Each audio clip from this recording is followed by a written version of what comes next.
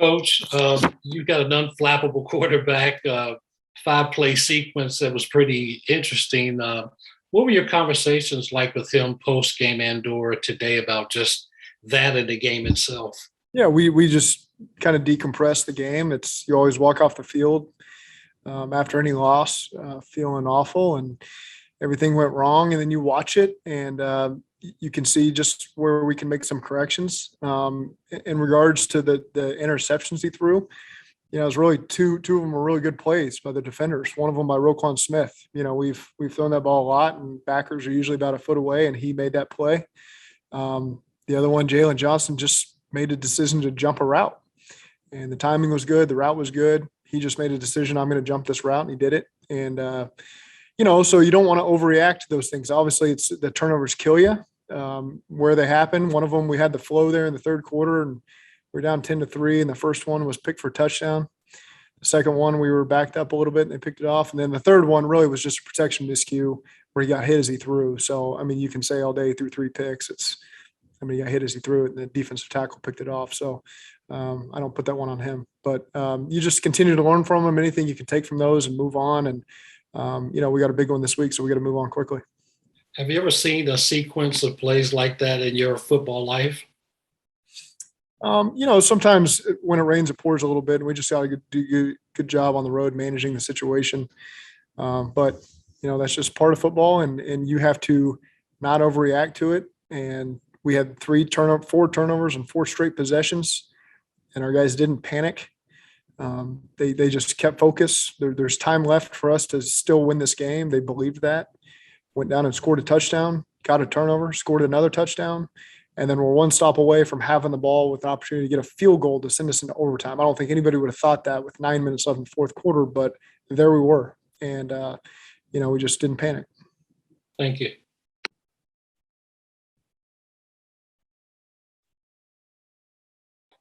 Zach, Joe and Jamar talked about yesterday about maybe not taking enough shots and maybe, stressing the defense a little bit more vertically. What did you make of their comments post game? And do you feel like maybe you did wait too late, or do you feel like based on the game script, you guys attacked downfield at the appropriate time? Yeah, we had some shots called. Sometimes the coverage takes that away.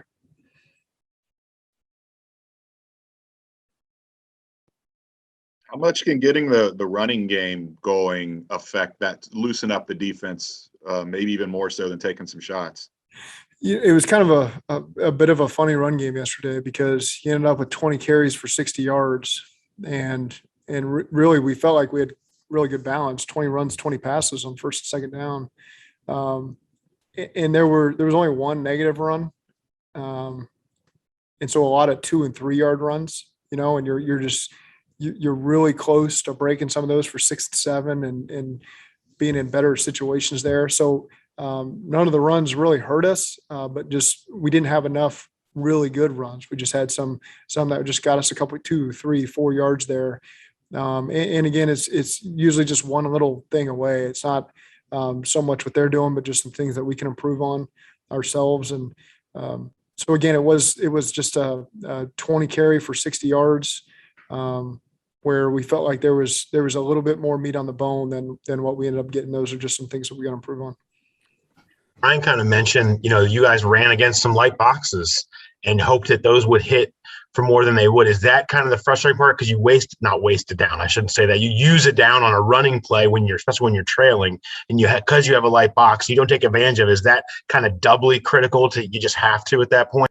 Yeah, and that's just our expectation level and our standard. When we face some of those boxes, we have to capitalize on them.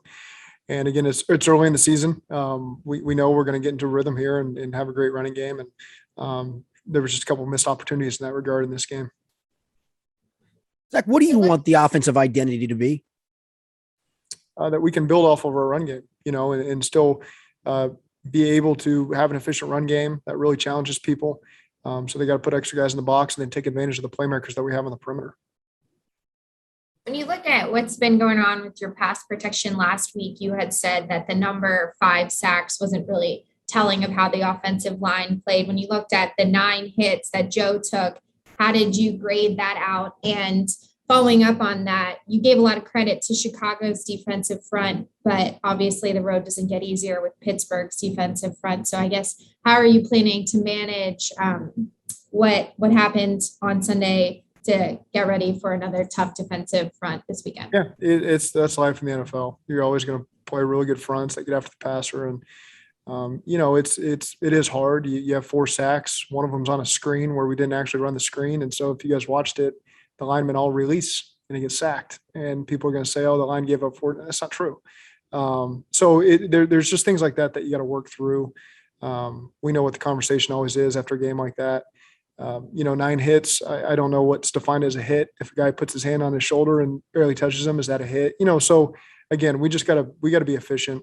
We got to do a better job winning the field position battle. In the first half, we had 4 drives. We started on the 7, the 8, and the 9, and got ourselves out of there, and just didn't finish. Kind of get over the hump to where we could get points on those drives.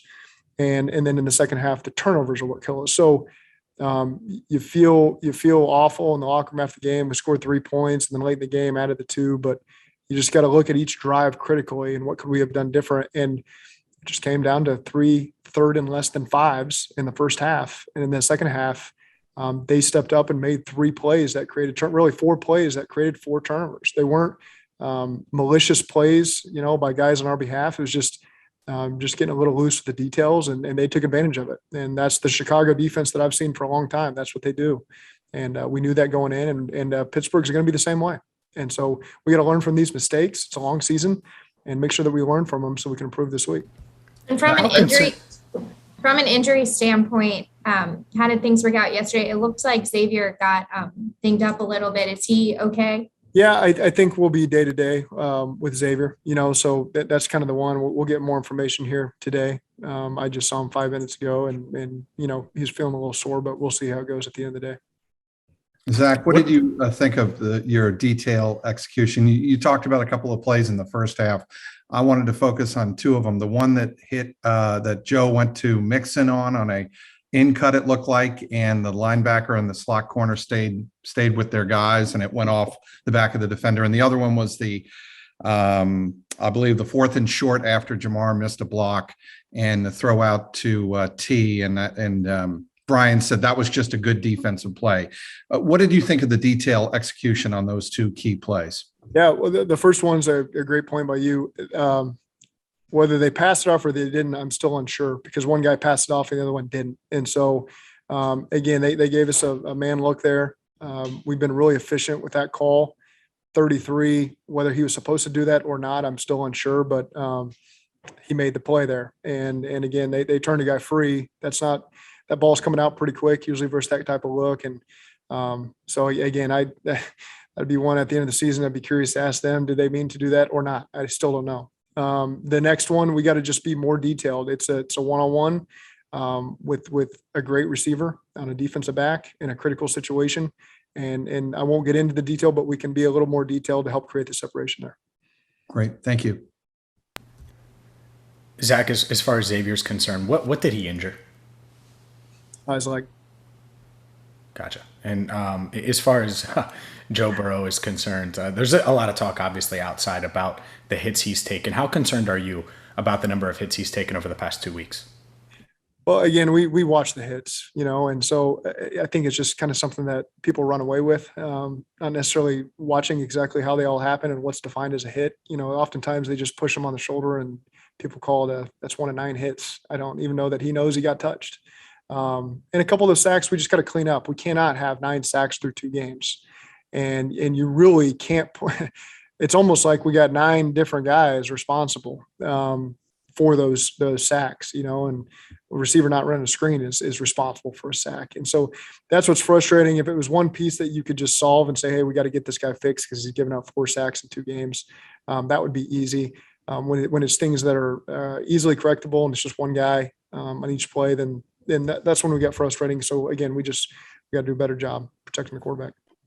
Coach, Zach, how would you assess the way the defensive line has played the last 2 weeks? And is this kind of what you envisioned when you guys wanted to rehaul it, starting with signing DJ back in 2020? Yes. I think that they've played I think the defense as a whole has really stepped up. They gave up 7 points. They got 7 points on a pick six. They got 3 when we turned the ball over on the inside the 15. They got 3 when we turned their ball over on the plus 39, on the fumble. And other than that, they held them to 7. And there were some plays that we gave up in critical situations. There's no doubt about it. But just in terms of showing the team today a bunch of the rundowns from our defense, they're playing violently. They're playing aggressive. They're playing detailed. They're not giving anything up easy. Even the throws that are out in space, the short throws underneath. I mean, you see 4 guys rallying to get the ball carrier. And so that part has been really encouraging, really impressive. We're going to need that going forward. And it's good for everybody on our team to see that. The offensive guys oftentimes are doing their thing. So we make sure that they see, there's a lot of things that we got to clean up, and we make sure that everyone's aware of that. But there's also a lot of good things going on that we can continue to build on over the course of this long season. The other 3 teams in the division have excellent defensive lines and good rushers. I mean, do you feel like you guys have done the work and have now have a unit that's comparable to some of the other ones in the division? Well, I think the season's still young. Obviously, we have a lot of faith in those guys because of their approach and their work ethic and how detailed they are, what we're asking them to do. So early on, it's encouraging, but I think a lot of stories have been written after 2 games over the course of the history of the NFL, and it's a long season. And so, again, we just have to focus on being consistent. And we lost, so nothing we did was good enough yesterday. There were some good performances. There were some good drives, but we lost. And at the end of the day, we want to allow 0 points, however it shakes out, and we got to play better on offense. 2 more minutes. Hey, Zach, T. Higgins was able to return late in the game yesterday. Is there any concern, though, his injury might limit him? He's a little sore. So, again, he's a guy we'll take day to day right now and get a better feel for tomorrow. Coach, any update on Trey Waynes? Week with the Steelers. Give us a little early look. Still really physical team. Obviously they took that back in the first round. He's a really good player. Ben's dangerous. They got a lot of guys at the skill position. And then on defense, they're as physical and aggressive as they've ever been, so whether or not their pressure percentages were low in the first game compared to the second game, they're still play very physical and aggressive with their mindset. And so you got to be ready for that. And it's always a good battle there on the road against those guys. And so, again, we know it'll be a physical road game, and we got to be on top of the details. And as it pertains to Trey Waynes, James, we'll get a feel for him a little bit better in practice this week. We'll see where he's at. Zach, I know you're going to take it through the week with Xavier's injury, but if he is unable to play, how confident are you in Jackson Carman and his ability to come in and if he has to start against a defensive front like Pittsburgh has? Yeah, confident. He has made improvements every single week since training camp started. And Frank knows and has preached to those guys that they're all one play away and you never know when that's coming, and so it kind of pops up last week when Q's missing because of the baby. Guys are getting opportunities there, and you never know. Things can go. He might not be there for the game. You can never guarantee that. So those guys had to have that mental preparation that Jackson, Deontay, Isaiah, all those guys that come up, Trey Hill. So I think that Jackson's taking the right approach there. Frank's done a good job getting a lot of extra work with those guys, being hard on them on the scout team because those are a lot of their reps a lot of the times. And so, again, those guys have continued to make improvements. Coach, you look at every game as an individual game, but after the Pittsburgh win last year, when it had to happen in so long, did you get a sense for how much that meant to the fans after the fact? Yeah. I think particularly divisional games, Pittsburgh for this city, you do get that sense of it. That doesn't necessarily play into what our approach is. We're playing a good football team and we got to play well to win the game.